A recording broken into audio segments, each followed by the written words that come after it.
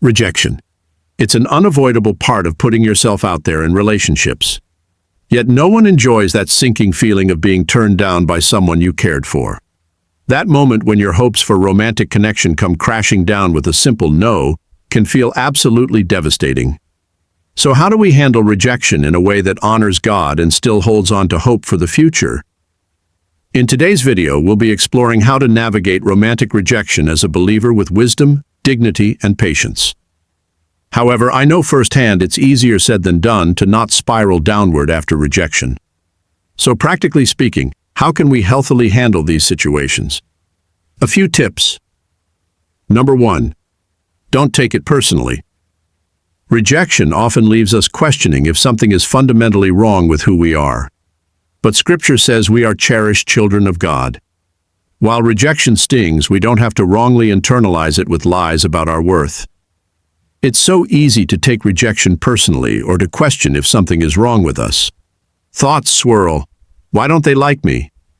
Am I not good enough? Did I do something wrong? Our minds race as we try to make sense of why something we hoped for got ripped away unexpectedly. Rejection is always painful. But friend, we have to be so careful not to let it define our worth or value. Just because someone does not reciprocate interest in dating or pursuing a relationship does not mean you are flawed or unlovable.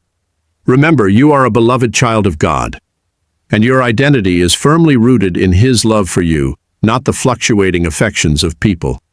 So the next time you find yourself grappling with the sting of rejection, remember that your worth is intrinsic, inherent, and independent of others' perceptions or actions.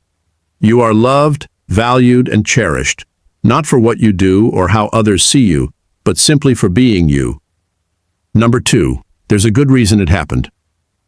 Additionally, reframing rejection as redirection can help shift perspective. Rather than desperately trying to force open a closed door, thank God for redirecting your path because He has someone even better prepared for you. It's often God's way of steering us away from someone who wasn't meant for us, protecting us from a path that wouldn't serve our best interests. Rejection also reminds us that God's way is perfect despite our plans. Perhaps this closed door protected us from someone not meant for us.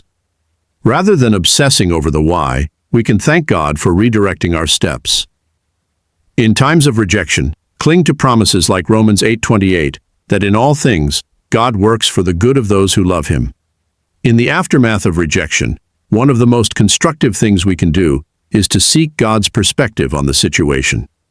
What lessons does He want us to learn from this experience? How is He using this pain to shape us, to mold our character, or to prepare us for the future He has in store? Engaging in this introspection can transform our understanding of rejection from a mere setback to a stepping stone towards spiritual growth.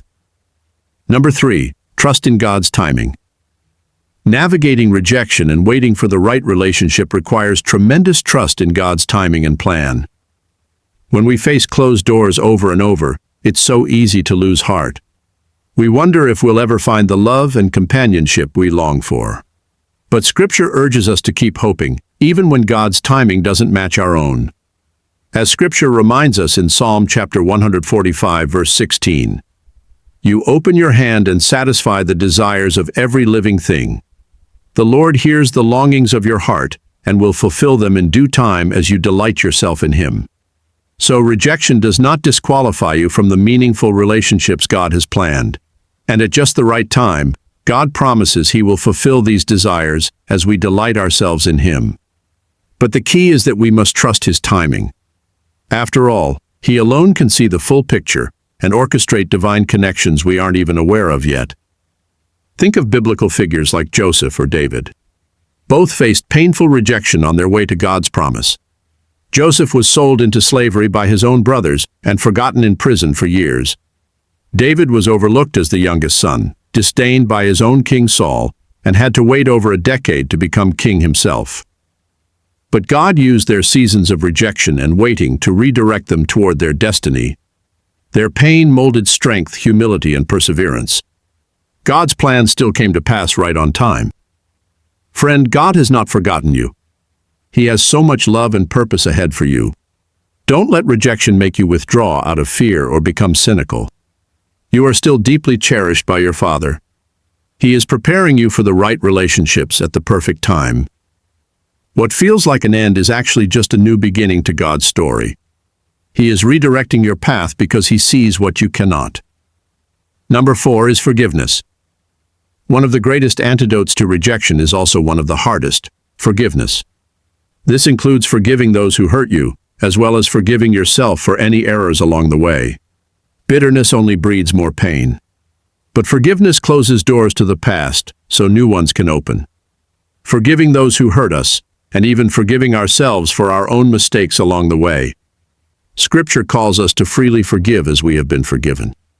This includes letting go of bitterness toward an ex who rejected you. Wish them well as you release them to God. You may also need to forgive yourself for past errors in judgment, boundary crossing, or ignoring red flags. Let God gently convict you of any missteps, receive his forgiveness, and move forward in grace and wisdom. We've all made relational mistakes, but we serve a Redeemer. So there you have it. Thank you for watching. If you love our videos, please feel free to subscribe to our YouTube channel.